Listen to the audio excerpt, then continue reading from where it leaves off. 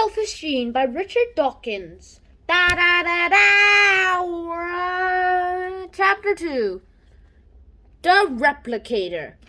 All I'm going to say right now is that the Replicator is pretty awesome. I've been saying that for every topic of subject that I've been doing, haven't I? Yeah, I'm never going to edit this video anyway, so there's no point in trying to put it all in. Anyways, in the beginning, there was always just simplicity. It is already difficult enough to actually try to say what happened and how a simple universe was born. Like, Big Bang, is that right? I'm not so sure. And kind of which Darwin's survival of the fittest actually kind of deals with this a bit more plausibly and feasibly. There will be a great theory in which one day there'll probably be a great theory in which this could be explained, but Darwin's survival of the fittest can be explained in like a little bit of a following. The survival of the fittest is actually a really special case of the most or more general law of survival of the stables. And the universe is populated with stable things. That's why we have this book. That's why you have that phone that I'm using to record right now. That's why we have this correction tape thing. And then that's why we have YouTube. A YouTube software, but that kind of counts because it's on a computer on a server anyway. Anyways, that's kind of it, but they kind of deserve a nature. Somehow there should always be an opposite to everything, like an unstable version. However, there's a selection of the stables, and the rejection of the unstable is actually how what all of this seems to be. The natural selection seems to be like you are selecting the more stable outcomes, and we have to reject the unstable ones. Like, let me give you my own little example. Let's say there are like two objects. Number one is very stable. The other one shakes so much that I could probably end the world. So which would you try to reject? Do you want to reject the stable one or the unstable one, which could actually cause harm to most things? You would probably choose the unstable one for rejection because it could destroy lots and lots of things. And that is a terrible idea for lots of life. That's why unstable things are rejected and stable things are just kept, because the stable things are only things that don't seem to be able to harm other things too. A molecule that actually makes copies of itself isn't very that difficult. In fact, the original replicator, at some point, a particularly remarkable molecule actually was formed by accident.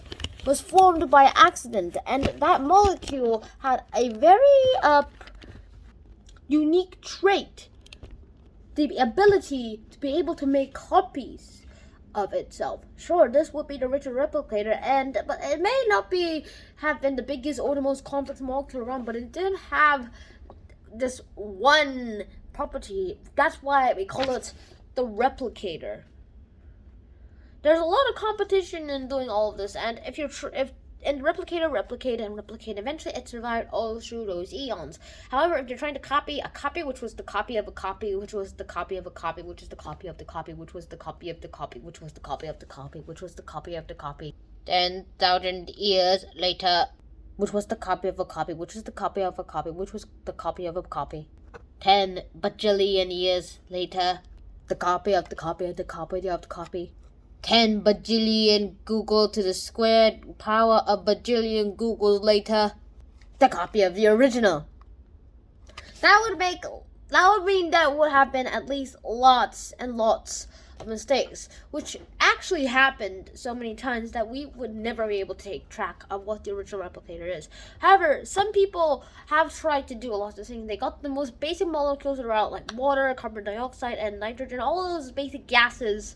They put them in the little chamber, and they actually use ultraviolet light to simulate primordial lightning, and then they did some experiments with it, and after a few days, they resulted with a brown soup that was more complex than the molecules that was put into it.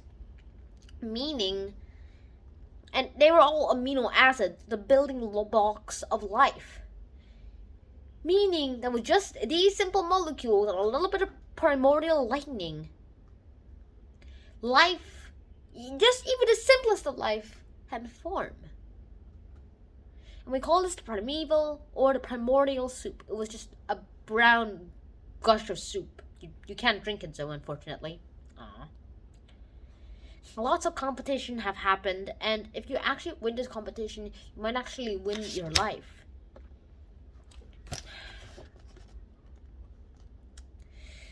Evolution is about competition. If you get the wrong thing, then you get the wrong thing. You're sorry, but you lost the competition. That's what I'm saying.